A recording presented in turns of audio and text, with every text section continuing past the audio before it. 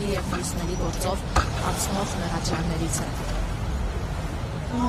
Հրաշ Սարգսակյան օրեր առաջ Նիկոլ Փաշինյանը հայտարարեց, որ մեր պետությունն է ստեղծել եկեղեցին 301 թվականին։ Ձեր կարծիքով Փաշինյանը պատմությունը չգիտեր, թե մետումնավոր խեղաթյուրեց պատմական իրողությունը։ Ինձ չի թվում, որ ինքը պատմությունը չգիտի, պարզապես ինչպես ձեռը տալիս մարդկանց, իրոք այդպես են ձևակերպել։ Ես չգիտեմ ինչի ասացին, բայց ամեն անգամ իր հետ կապված բաները շատ հեշտությամբ կարող են ասոցացնել Ադրբեջանի հետ։ Պատմությունը խեղաթյուրել, ձևակերպել, հայտարարել, որ էսպես է։ Եվ տարօրինակ է, բայց շատերը միգուցե արդեն պատմություն չգիտեն, ուսուցում են հարաբերել ահիճ։ Կամ համարում են մարդուն հսով, Ադրբեջան եղոսով կատան, Ադրբեջան սոցիալիստական Ամեն դեպքում ձեր կարծիքով ինչու խեղաթյուրվեց փաստերը։ Նպատակը ներկայացնում մի բան, որի հիմքերը չկան արդարադատության մեջ, ճշմարտության մեջ, հայի արժանապատվության մեջ։ Ամենը մի բան է, որ խեղաթյուրելով կշարունակի։ Պատմությունը իհարկե դրանով խեղաթյուրվում է։ Իրականը ինչ որ եղել է։ Եթե այլ հարց է, եթե ինքը դրանով ուզում է ասել, որ երկրի ղեկավարը ով եղել է ինքն է թույլ տվել, դա էլ կարելի է մեկնաբանել, որովհետև ես վերջին ժամանակներում տեսնում եմ, որ ինքը արդեն ինչքան էլ պնդում է ասում է, որ որպես հասարակ քրիստոնյա քաղաքացի հայ եկեղեցու հետ է, որ ինքը որևէ բան չի անում որպես հասարակ քրիստոնյա։ Ինքը զորքերով է գնում, ամեն ինչ կազմակերպում է իր համար, չգիտեմ ինչեր են կազմակերպում։ Խոստովանեց, որ աշխատողներն են խնդրանքով դիմում հոգևորական պատարագների զերծում։ Ես եւ ԱԶ ծառայողների, եւ ոստիկանության, եւ բանակի բոլորի հորդորում եմ, դուք եթե երթում եք, որ հայրենիքի դիպուցանեք, հանցապաշտներ եք։ Առաջ եմ իսոր նստելու եք անկերներում գլուխներ եք բեռնած, ասել եք ինչ արեցիք։ Եվ ամեն մեկ իր դերն ու իր պատասխանատվությունը ունի երկիր պահելու համար եւ հոգեվոր արժեքները պահելու համար։ Էլի կմնա հոգեվորը, բայց արժեքները մեր մեջ կմնան, թե մեր համար արդեն սովորական դարձավ, որ պահարելով կգնա համար մեջ։ Սելյարի նման կա, սպասում են հաջորդ սելյարի միշպիտի, հաջորդ սելյարի միշպիտի։ Հրաշ Սարգսակյան նաև երևի տեղյակ եք Փաշինյանը ներկայացրել է վեհապար Հայրապետի հեռացումից հետո առաքելական եկեղեցու նորոգման ճանապարհային քարտեզը կետերով, այն բազմաթիվ, այսպես ասած, կետերից մեկով առաջարկվում է հոգևորականների ֆինանսական վիճակի բարելավում, երաշխիքներ, որ օրինակ հոգևոր ծառայողները կօգտվեն կուտակային կենսաթոշակային համակարգից, եկամտային հարկի վերադարձից, սոցիալական կրեդիտներից, առողջապահության համընդհանուր ապահովագրություններից եւ այլն։ Ինչ եք կարծում, սա կարելի է վարչապետի կողմից առաջարկվող աշխարհ համարել հոգևորականներին, որով նա նպատակ ունի նորանոր հոգևորականների ներգրավել իր օրակարգում։ Լավ մոտեցում անել, խորամածելով։ Նախ թեկնածու կաթողիկոսության կամ կանոնի փոփոխություն եւ այլ։ Ինքը իրավասու չի կանոնի մեջ փոփոխություն անելով։ Ես հիշեցնում եմ իրեն, որ ինքը գնացել եւ կաթոլիկներից հաղորդություն ստացել։ Եվ են հոգևորականները բարձրացնիչանոթեր, որ հիմա իրար պատարագի են կորել, ու իրենց աչքի առաջին հաղորդություն ասել։ Իրենք են մեղսակից դառնում իրեն, չհաշված մյուս են գործերում, ինչ որ մեղսակից են։ Արդեն Աստծո առջև են իրեն, դավանաբանորեն են արդեն սխալվեցում։ Հիմա իրենց մոտեցումը թույլ տալով, որ նա հաղորդություն ստանա, չացնելով ապաշխարություն կաթոլիկների մոտ հաղորդվելուց հետո, մաքրման ճանապարհ չանցնելով, գանոիզելի ոնց ոչ մի բան չի եղել, այլս մատերի արանջուան է եկանը չի։ Իսկ մնացած բարագաներին, թե ինքը ինչեր է խոստանում, ինչեր կարա լինի, թոշակի բարձրացում լինի եւ այլն։ Որևէ հավատություններ չունեմ, բայց ես իրենից ավելի լավ ղեկավար կլինեի։ Մի քիչ թող ավելի լավ մտածի ինքը, իր տեղը չի դա։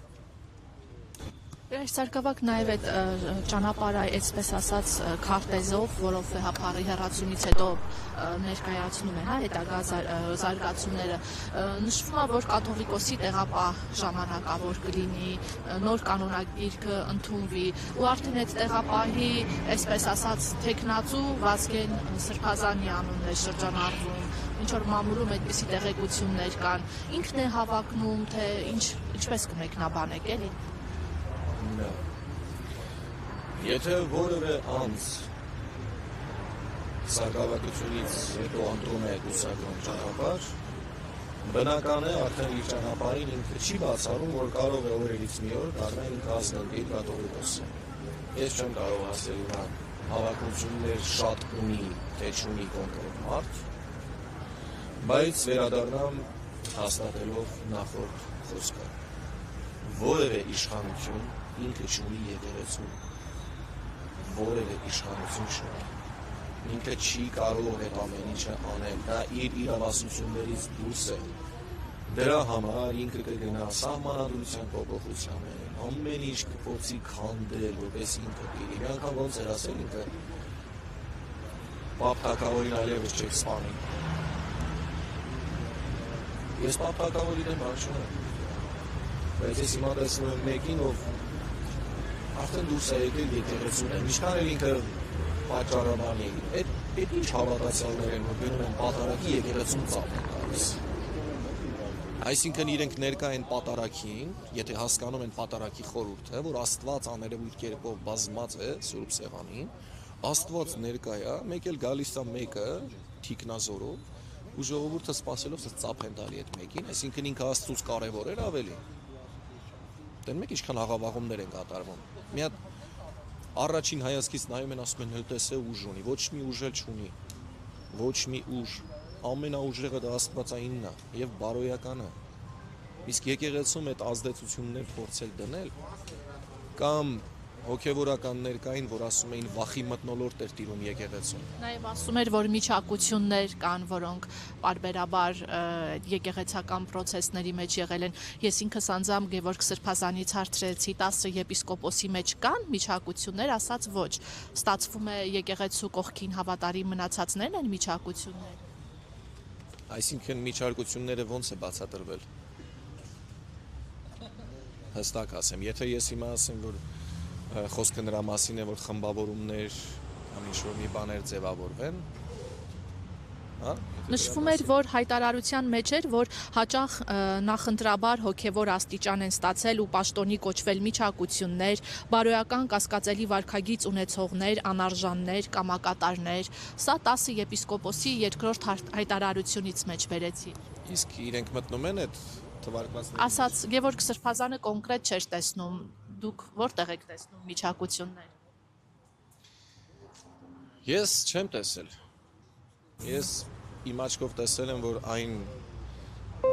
սարկավակը նույնիսկ, որ ըստ իմ պատկերացման այդ պահին դեռ պատրաստ չէր օծվելու, օծվելուց հետո ինքը այնպես է փոխվել դրական առումով, որ ես ասել եմ մեղա Աստծո։ Աստորեն ինքը պատրաստ էր, ես էի սխալ աչքով նայում։ Իսկ վախի մթնոլորտի համար բոլորն էլ այդ սրբազաններից բոլորն էլ ինձ գիտեն իմ տարիների ծառայություն, այդ թվում մայրաթորում որևէ մեկը կարող է ասել հրայր Սարգսակյանը որևէ բանից վախեցել է, այդ ոնց է ես չեմ վախեցել, իսկ ուրիշների մոտ վախ է եղել, թող սուտ բաներ չխոսեն, եթե իրենք տեսակով վախկոտ են, թող չասեն, որ եկեղեցում վախի մթնոլորտ է տիրում։ Հրաշ Սարգսակ մի հարց էլի, ուրեմն ձեզ արդեն երևի հայտնի է, որ Մայրաթորը ժամանակավորապես հետաձգեց եպիսկոպոսների ժողովը, 3-10 եպիսկոպոսի երրորդ հայտարարությունն էր, որում ցավ էին արտահայտում, որ հետաձգվեց, ասում էին, որ պետք է բոլոր եպիսկոպոսներին հնարավորություն տրվեր կանոնական իրենց տեսակետներն արտահայտել ու փաստարկել դրանք։ Ինչ է սա նշանակում, արդյոք այդ եպիսկոպոսատ ժողովում սպասվում էր եպիսկոպոսների մեծ մասը, որ կբարձրացնի վեհապարի հրաժարականի հարցը եւ արդյոք հենց դրանով էր պայմանավորված հետաձգումը ժողովի։ Եկեք եզրակացություն անենք նրանից, ինչ որ ունենք մենք հիմա, քանի բարձրաստիճան հոգևորականը բացասական խոսել եւ քանիսն են, քանի անգամ ավելն են խոսել դրականով մայրաթորի եւ Վեհապար Հայրապետի մասին։ Այսինքն եզրակացնել, որ կարող է այնտեղ ժողովի ժամանակ շատերը խոսեին, չէ։ Ես մի քիչ ուշացնող դուք հարցազրույցներից մեկում չեմ չի օրեր ասել եք, որ դուք եք շատ բանում եք ասելու, հա, ասացի վերաբերյալ։ Այսպես ասելու բան չի դա։ Լավ, դուք որպես եկեղեցու օրթոդոքս սպասավոր, հա, ոնց եք վերաբերում են հանգամանքին, որ 4 սրբազաններ այս պահի դրությամբ կալանավորված են, 10 սրբազաններ, այսպես ասած, դուրս են եկել, հա, կաթոլիկոսի դեմ, բայց այդ սրբազաններից մեկի Արարատյան թեմի առաջնորդի քրեական գործը այսպես կարճել են, հա, 2023 թվականին գործ է հարուցվել իր ունեցվածքի կապվածից չսխալվում։ Այլ արդյոք սա խտրական վերաբերմունք չի եկեղեցականների հանդեպ այն դեպքում, երբ որ 4 հոգի նստած են ու անհայտ է թե այդ մարդիկ արդյոք արել էին այդ իրանց, այսպես ասած, հանցանք գործել են, չէին գործել, չգիտեմ, բայց այսօր մարդիկ մեղադրում են մի բանի մեջ, բայց գործը կարծես տենց արագ կարճվում է, որովհետև ոնց ասած ապաշխարել են, հա, բայց չգիտեմ գումարը չէ։ Եթե նույնիսկ ինչ որ մի բան իրենք գտել են, ինչ որ մի փաստարկ, որ կարող են դրանով քրեորեն հետապնդվող արարք շանտաժ անել ու որոշել են դա կարճել այդ ամեն ինչը, որպեսզի իրենցով անեն այդ մարդկանց, ուրեմն ում հանդեպ որ այդ արարքը կատարվել է, այսինքն ներվել է, եթե ինչ որ մի բան եղել է, որը որ ներվել է, իրենք ավելի մեծ մեղքի մեջ ընկան։ Իրենք ընկան արդեն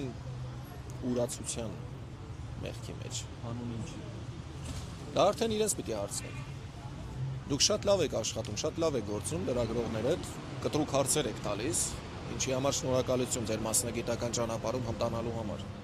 Հարցեր տվեք իրենց։ Հստակ հարցեր տվեք, թող հստակ պատասխանեն։ Կջոյանին հարց տանք, հա, ում տանք հարց։ Բոլորին, ում որ ուզում եք։ Ով որ սրտով մաքուր է, սրտով մաքուր կմնա եւ մաքուր պատասխան կտա ձեզ։ Եվ դրանով կապրի ինքը։ Ով որ ձեր պատասխաններից խուսափեց կամ ինչ որ քողարկեց մի բան, ուրեմն մի բան ունի թաքցնելու։ Հրար Սարգսակ եւ մի հարց էլի Գերմանիա կատարած այցից առաջ տեղեկություններ տարածվեցին, որ Վեհապարի հրաժարականի պահանջին միացած անուշավան սրբազաններ մեկնել Գերմանիա։ Ինչ եք կարծում, սա պատահական էր, թե այնտեղ Փաշինյանին ծառայություններ մատուցելու համար էր մեկնել, օրինակ հոգևոր համայնքի հետ աշխատանքներ տանելու։ Անկեղծ ասեմ, չգիտեմ։ Այդ ինֆորմացիան ես չէի նայել, որ նույնիսկ ինքը մեկնել է։ Չգիտեմ ինչի համար է մեկնել, եթե մեկնել է, չգիտեմ ինչ են պլանավորում։ Ընդհանրապես կոչս հայոց ազգին ժայռի պես ամուր կանգնեք։ Հələ խոշոր ալիքներ գալու են խփեն, ամուր կանգնենք, որպեսզի ազգին վնաս չտրվի։ Շնորհակալություն։ Առավոտի հարգելի